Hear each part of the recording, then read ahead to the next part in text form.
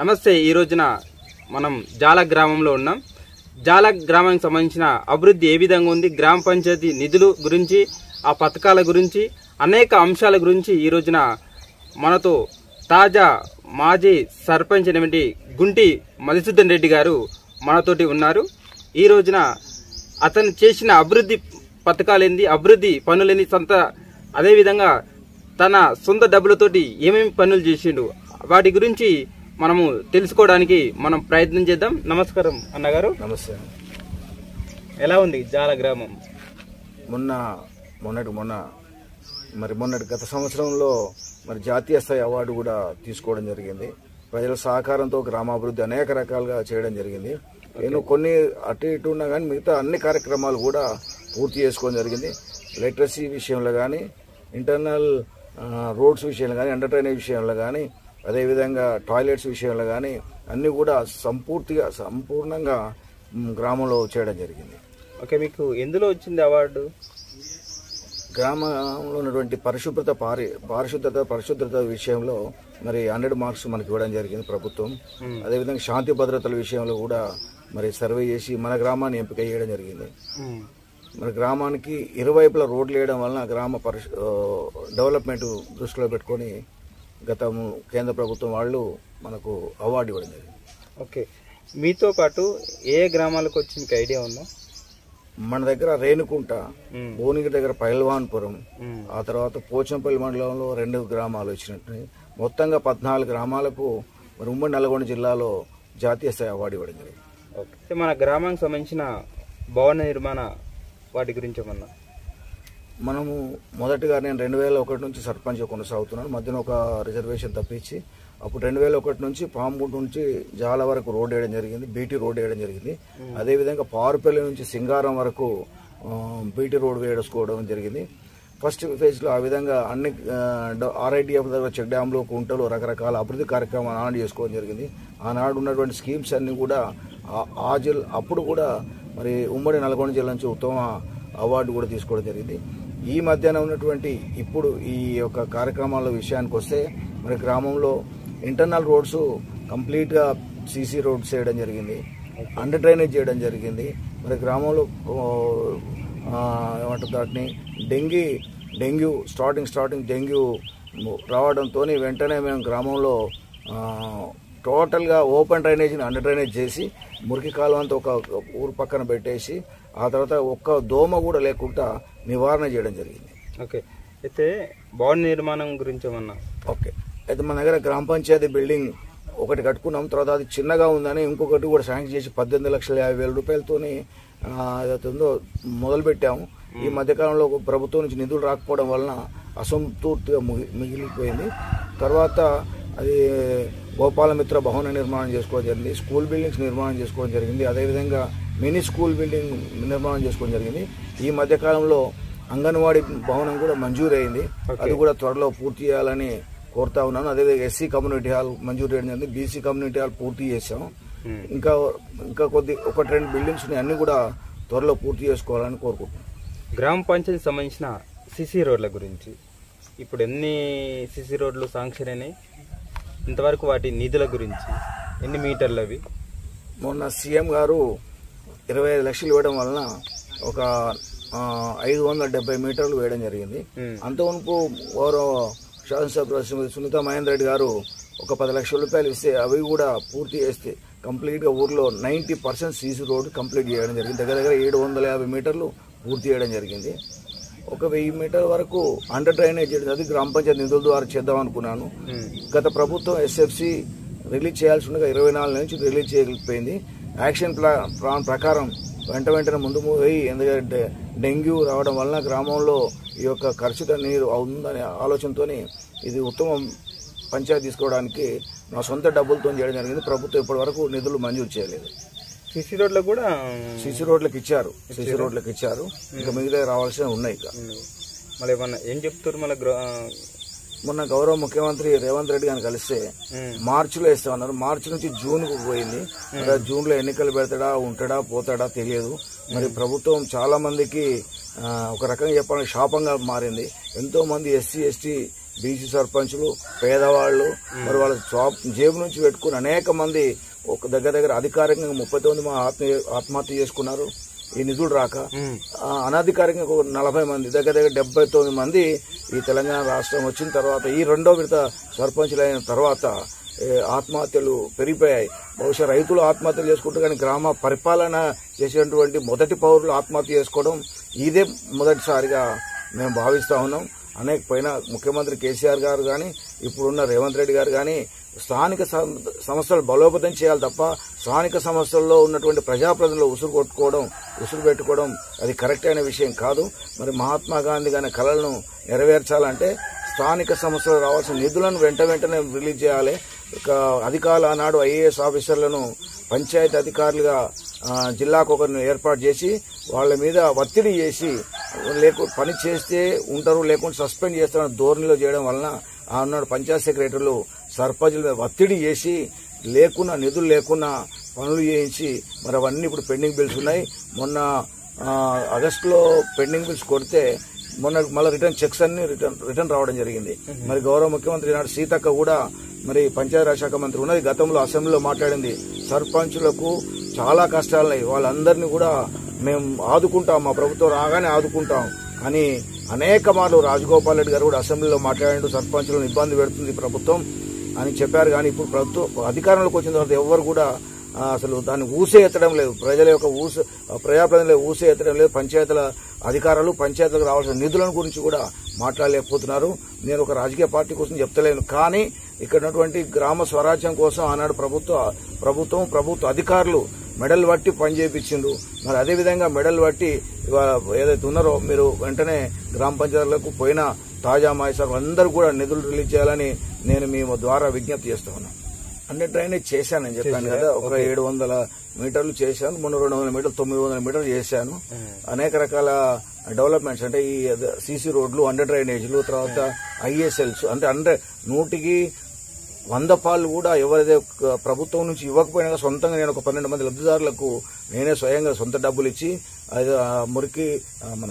మరుగుదొడ్ల నిర్మాణం చేయడం జరిగింది. అదేవిధంగా లాస్ట్ కరోనా 2 సంవత్సరాల క్రితం వచ్చినటువంటి సమయంలో ఆనాడు మరి రాష్ట్ర వ్యాప్తంగా కరోనా బీభత్సంగా ఉంటే మరి ఆ గ్రామాలకు రాలేక హైదరాబాద్ లో వలసలు వచ్చి ఊర్లలో ఉంటే బియ్యం లేక అది లేకుంటే కూడా వాటికి కూడా సహాయం చేయడం జరిగింది. దురదృష్టవశాత్ మా గ్రామంలో 4 వ్యక్తులు కరోనా బారిన పడి మరణించడం జరిగింది. మరణించిన అంత్యక్రియలు చేయడానికి కూడా ఎవ్వరు ముందుకు రాలేదు. ఆ అంత్యక్రియలు చేయడానికి పూర్తిగా నేను రాజపేట ఎస్ఐ గారి సహకారం తీసుకొని, మిగతా ప్రజాప్రతినిధుల సహకారం తీసుకొని, మరి మా గ్రామంలో ఉన్నటువంటి పెద్దల సహకారం తీసుకొని ఒక 4-5 పూర్తిగా అంత్యక్రియలు కూడా నా సొంత డబ్బులు పెట్టే చేయించడం జరిగింది. మరి అదేవిధంగా ఏదైతే పౌష్టిక ఆహారం కూడా గుడ్లు కానీ తర్వాత వారికి కావాల్సినటువంటి ఆహార పదార్థాలు కానీ సొంత డబ్బులతోని ఆనాడు మరి ఇవ్వడం జరిగింది. మరి పల్లెపాడు సర్పంచ్ సహకారం తీసుకొని హైడ్రోక్లోరోఫైడ్ అండ్ లిక్విడ్ మరి నియోజకవర్గం మొత్తం కూడా సప్లై చేయడం జరిగింది. గౌరవ ఆనాడు ఎమ్మెల్యే గారు మరి సునీతా మహేందర్ రెడ్డి గారు కోరడం కారణంగా దగ్గర 28 లక్షల రూపాయలు పెట్టి హైడ్రోక్లోరోఫైడ్ తెచ్చి అన్ని గ్రామాల్లో ఈ శానిటైజర్ చేయడం జరిగింది. అప్పుడున్న పరిస్థితుల్లో కలెక్టర్ గారి భవనానికి కానీ, అప్పుడున్న అనితా రామచంద్ర కలెక్టర్ గారి భవనంతో సహా జిల్లా అధికారులందరూ కూడా మేమే ఆనాడు అందించడం జరిగింది. గ్రామ అభివృద్ధిలో భాగంగా తెలంగాణ రాష్ట్ర ప్రభుత్వం ప్రతిష్టాత్మకంగా శ్మశాన వాటికలు నిర్మాణం చేయడం జరిగింది. అదేవిధంగా డంపింగ్ యార్డ్ నిర్మాణం చేయడం జరిగింది. పల్లె ప్రకృతి వనాలు పెట్టడం జరిగింది. నర్సరీలు కూడా ప్రైవేట్ స్థలంలో తీసుకొచ్చి గవర్నమెంట్ స్థలంలో ఏర్పాటు చేయడం జరిగింది. వీటి కోసం దగ్గర 7-8 లక్షల రూపాయలు ఎస్టిమేషన్ లేకుండా చేయడం జరిగింది. వాటన్నిటిని కూడా ప్రభుత్వం ఇస్తా అన్నది, లేదంటే ఎస్ఎఫ్సీగా తీసుకోమన్నది, ఎక్కడ కూడా డబ్బులు ఇవ్వలేదు. ముఖ్యంగా మీరు అడిగినట్టుగా మన దగ్గర శ్మశాన వాటిక ఇన్ టైంలో పూర్తి చేయడం జరిగింది. దానికి గ్రామానికి దూరంగా ఉండటం వల్ల ఎలక్ట్రిసిటీ కూడా ప్రాబ్లం అయితే నేను స్వయంగా ఆనాడున్న కలెక్టర్ గారి దృష్టిలో పెట్టేసి ఒక 10 కోళ్లు వేయించేసి ఇమీడియట్గా సింగిల్ ఫేజ్ కనెక్షన్స్ ఇప్పించి అక్కడే ఒక బోర్ వేసి 3 ఫేజ్ కనెక్షన్తో ఒక మోటార్ను రన్నింగ్ కూడా చేయడం జరుగుతుంది. అది వాడుకలో ఉన్నది, మరి వాడుకలో తీసుకురావడం జరిగింది. దానికి రోడ్డు కూడా వేయడం జరిగింది. అదేవిధంగా మీరు అన్న డంపింగ్ యార్డ్ కూడా మరి మేము పోయినసారి గత 3 సంవత్సరాల నుంచి మేము అది యూజ్ చేస్తూ ఉన్నాం. ఆ డంపింగ్ యార్డ్లో తడి చెత్త పొడి చెత్త వేరు చేసి వాటిని సెగ్రిగేషన్ చేసి మరి ఎరువులు కూడా తయారు చేయడం జరుగుతూ ఉంది. మా గ్రామ సిబ్బంది సహకారంతో, పంచాయత్ సెక్రటరీ సహకారంతో చేయడం జరుగుతూ ఉంది. అదేవిధంగా నర్సరీ కూడా ఏర్పాటు చేయాలి. నర్సరీ ప్రైవేట్ స్థలం ఉంటే దాన్ని తీసుకొచ్చి గవర్నమెంట్ స్థలంలో ఒక గుంతలో ఉన్న మొత్తం మొరమంతా ఫిల్లింగ్ చేసి ఫెన్సింగ్ ఏర్పాటు చేసుకొని రోడ్డుకు బ్రహ్మాండంగా ఎంత బాగుంటుందంటే నర్సరీ చాలా బాగుంటుంది. రోడ్డు పక్కనే ఉంది. మరి వచ్చిన అధికారులు కూడా తృప్తి పడ్డారు ఆనాడు. మరి రోడ్డు పక్కనే, డాంబర్ రోడ్డు పక్కనే ఆనుకొని 30 గుంటల భూమిలో నర్సరీ ఏర్పాటు చేయడం జరిగింది. దానికి సెక్యూరిటీ కూడా ఏర్పడడం జరిగింది. అదేవిధంగా మీరు అన్నట్టుగా పల్లె ప్రకృతి వనం కూడా, అది కూడా డాంబర్ రోడ్డుకు ఆనుకొని, టెంపుల్కి ఆనుకొని మంచి చక్కటి వాతావరణంలో పల్లె ప్రకృతి వనం కూడా నిర్మాణం చేసుకోవడం జరిగింది. ప్రభుత్వం ఇచ్చిన ప్రతి సంక్షేమ కార్యక్రమాన్ని ప్రభుత్వం నుంచి నిధులు రాకున్నా సొంత డబ్బులు వెచ్చించైనా మరి నిర్మాణాలలో ముందుకు వెళ్లి అందరికన్నా ముందుగా చేసి మరి తెలంగాణ రాష్ట్ర ప్రభుత్వం ప్రతిష్టాత్మక ప్రతి కార్యక్రమాన్ని కూడా విజయవంతం చేయడం జరిగింది. ఓకే, ఇందులో భాగంగా మన గ్రామానికి ఎంతమంది లబ్ధిదారులు ఉన్నారు పథకాల మీద? ఇప్పుడు షాదీ ముబారక్, కొన్ని రైతు బంధు, దళిత బంధు, ఈ పథకాలు ఎవరు లబ్ధి పొందారు? Thank you. మీరు కూడా గత ప్రభుత్వం మరి కేసీఆర్ గారు మరి ప్రతిష్టాత్మకంగా రైతు బంధు ఇవ్వడం జరిగింది. మా దగ్గర 2900 ఎకరాల భూమికి మరి రైతు బంధు ఇవ్వడం జరిగింది. దగ్గర 1700 ఎకరాల పైచీలకు సాగులో ఉన్నది. బహుశా ఎక్కడ ఉంత సగ భూమిలో సాగు భూమి ఉందంటే మా ఊర్లోనే ఉంది సాగు భూమి.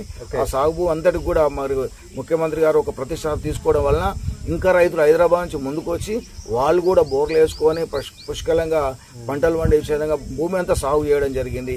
దగ్గర 249 మంది లబ్ధిదారులకు ప్రతి 6 నెలలకు ఒకసారి రైతు బంధు సహకారం వస్తుంది.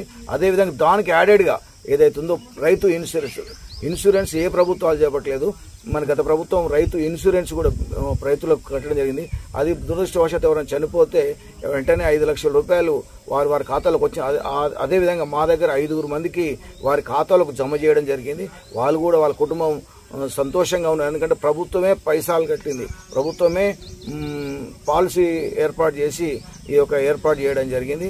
అదేవిధంగా మరి సంక్షేమ కార్యక్రమాల విషయానికి వస్తే కళ్యాణ లక్ష్మి 23 మందికి కళ్యాణ లక్ష్మి చెక్కులు 1,00,000 రూపాయలు, 70,000 రూపాయలు కూడా ఇవ్వడం జరిగింది. అదేవిధంగా షాదీ ముబారక్ కూడా చేయడం, దాంట్లో కూడా ఒక 5 ఇవ్వడం జరిగింది. అదేవిధంగా మీరు అన్నట్టు ఈరోజు లబ్ధిదారులందరూ కేంద్ర ప్రభుత్వం బియ్యం ఇస్తున్నది. చాలా సంతోషకరమైన విషయం. ఎందుకంటే పేదవాళ్ళందరూ కూడా రేషన్ కార్డు ద్వారా బియ్యం ఇవ్వడం జరుగుతూ ఉంది. అది కూడా కేంద్రానికి ధన్యవాదాలు చేస్తా ఉన్నాం. అదేవిధంగా ఆయుష్మాన్ భవ పథకం కూడా అందరూ కూడా మనం మొన్న తీసుకోవడం జరిగింది. అదేవిధంగా ఇంకేమీ మన 30 KS ఇచ్చేటువంటి అది కూడా పెట్టాను. ఆసరా పెన్షన్స్ ద్వారా దగ్గర 170 మంది లబ్ధిదారులకు ఆసరా పెన్షన్స్ ఇస్తున్నాం. వికలాంగులే అనుకో, వితంతువులే అనుకో, ఓల్డ్ ఏజ్ అనుకో, బీడీ కార్మికులకు అనుకో, అందరికీ దగ్గర మా దగ్గర 700 మంది ఉంటే 702 జనాభా కలిగి ఉన్న గ్రామం 702 ఓటర్స్ కూడా కలిగి ఉన్నారు. అంటే ఏ విధంగా జరిగిందంటే హైదరాబాద్ లో ఉన్న ఓటర్లంతా ఓటే ఇక్కడ వినియోగించుకుంటారు. బై బర్త్ ఎడ్యుకేషన్ అంతా హైదరాబాద్ లో జరుగుతూ ఉంది. దానివల్ల గ్రామానికి కూడా నష్టం జరుగుతూ ఉంది. జనాభా సెన్సెక్స్ ప్రకారం కేంద్రం కానీ రాష్ట్రం కానీ డబ్బులు ఇస్తుంది. ఆ డబ్బులు గ్రామ పంచాయతీలో రాకుండా మరి ఎక్కడో వాళ్ళు బర్తున్న దగ్గర అంటే ఎక్కడ పుట్టిండో అక్కడ సెన్సెక్స్ లెక్కలో పోయి అక్కడ అమౌంట్ క్రెడిట్ అవుతా ఉంటుంది. కానీ 722 మంది ఓటర్లు ఉన్నారు, 722 మంది జనాభా ఉంది.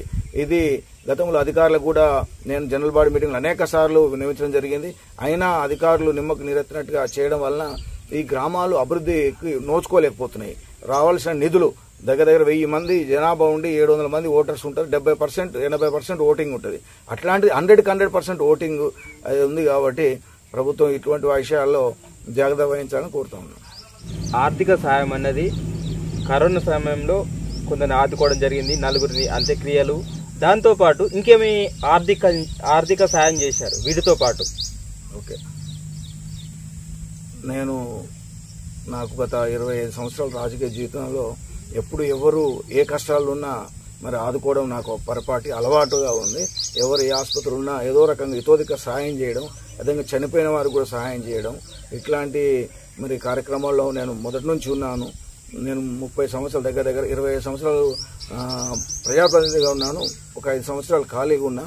30 సంవత్సరాలు మరి ఆనాడు ఉన్నటువంటి రాజకీయాల్లోకి వచ్చిన విద్యార్థి నుంచి ఏదో రకంగా సాయం చేస్తూ ఉన్నాను. ఇప్పటికి కూడా ఎప్పటికప్పుడు ఫోన్ చేస్తూ ఉంటారు. ఏ హాస్పిటల్లో పడ్డం అంటే ఇమీడియట్ గా వాళ్ళకు హాస్పిటల్లో ఖర్చులు సాయం చేయడం, లేకపోతే అన్ని రకాలు కూడా డాక్టర్లతో సహకరించి వారి యొక్క వారికి సహాయ సహకారం అందించడం ఇవన్నీ కూడా చేస్తా ఉన్నాను. గత 30 సంవత్సరాలుగా జాల గ్రామ ప్రజలైతేనేది, మరి మా గ్రామంలో ఉన్నటువంటి జాలమేసమ్మ తల్లి ఆశీస్సులతోనైతేనేది 20 సంవత్సరాలుగా నేను 2 పర్యాయాలు సర్పంచ్ చేయడం జరిగింది. నా సహచరులు, నా మిత్రులు 3 సార్లు చేసుకోవడం జరిగింది.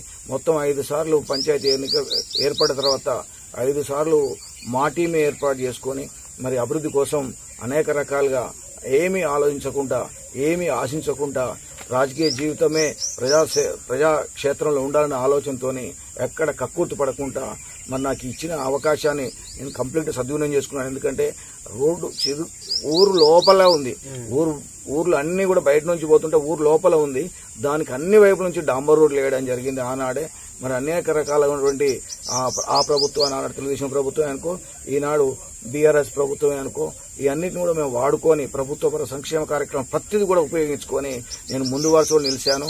నాకు అవకాశం ఇచ్చి మరి ఆనాడు నేను అధికార పార్టీలో లేను, అప్పుడు లేను, ఇప్పుడు లేను. అధికార పార్టీలు లేకుండా అందరితో సమన్వయమై అధికారుల సహకారం తీసుకొని, ముఖ్యంగా ప్రజాప్రతినిధులు ఇప్పుడున్న గతంలో ఉన్న ఎమ్మెల్యే సునీతమైన రెడ్డి గాని, ఆనాడు మోతుపల్లి నరసింహ గారి శిష్యులుగా అనేక రకాలుగా అభివృద్ధి కార్యక్రమాల్లో నాకు సహాయ సహకారాలు ఇచ్చినటువంటి మహనీయులు. ముఖ్యంగా ఈనాడు మరి ఇంత సంక్షేమ కార్యక్రమాలకి సహకరిస్తున్నటువంటి జాల గ్రామ ప్రజలందరూ కూడా మరొకసారి పేరు పేరున ధన్యవాదాలు తెలుస్తూ, మరి నా కార్యక్రమాన్ని మరి మీరు మీడియా ద్వారా తెలియజేయడానికి ముందుకు వచ్చినటువంటి బాలు గారికి ప్రత్యేకంగా ధన్యవాదాలు. నమస్కారం. ఇదండి జాల గ్రామంలో అభివృద్ధి పథకాలు, అతను చేసిన ఆర్థిక సహాయం గురించి మరొక గ్రామ పంచాయతీకి వెళ్లి అక్కడ ఏ విధంగా ఉందో తెలుసుకోవడానికి ప్రయత్నం చేద్దాం. నమస్కారం.